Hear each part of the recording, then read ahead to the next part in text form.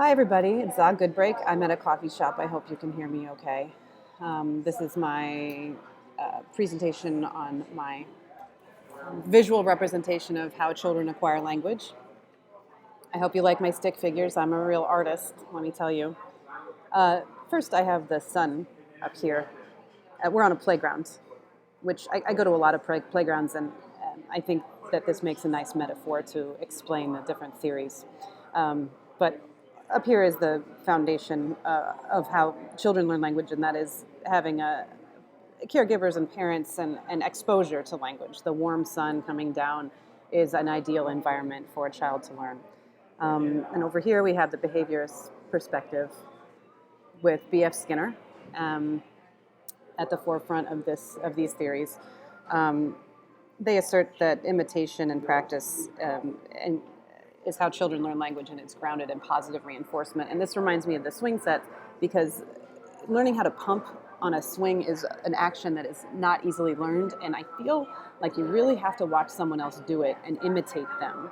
It's not something that comes supernaturally. It's a kind of once you get the hang of it, sure, the momentum makes sense, and the physical movement of your legs out and back makes sense, but it really is something that you've got to look at someone else do and really try to imitate them.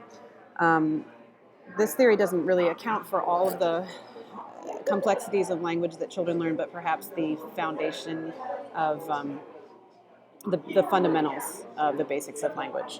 Over here, we have Noam Chomsky and the innatists.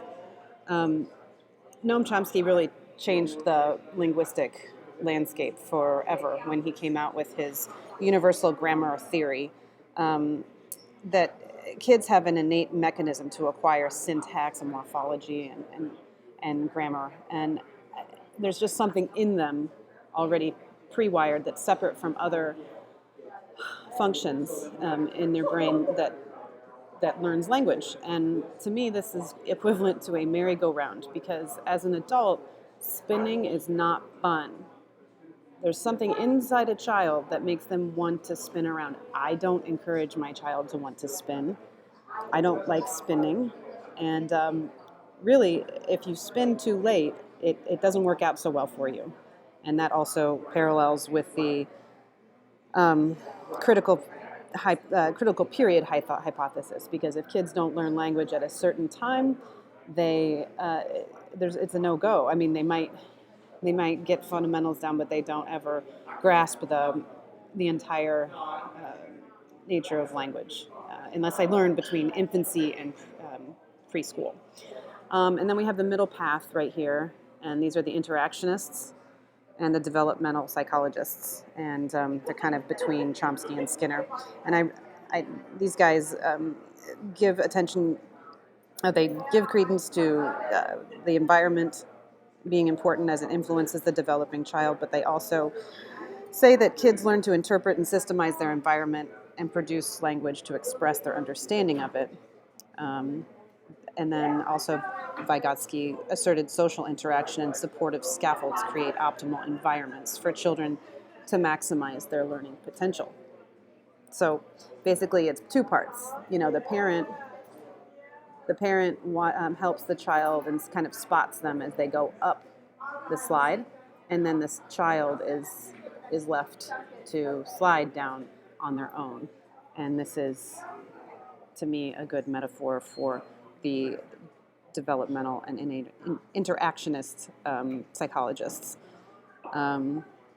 It's a neat developmental step to watch a kid, feel comfortable and confident enough to go down a slide on their own. And then lastly, over here, we have this poor kid on a bench. No one's really watching her. She's got an iPad, and that is the part of language development that I have a question about.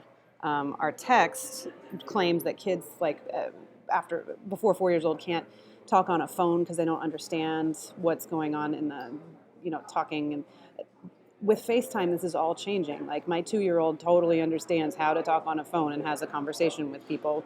I'm just wondering how technology and screen time affects how kids acquire language and if it's changing, their neural networks in any significant way. Thanks for listening. Bye.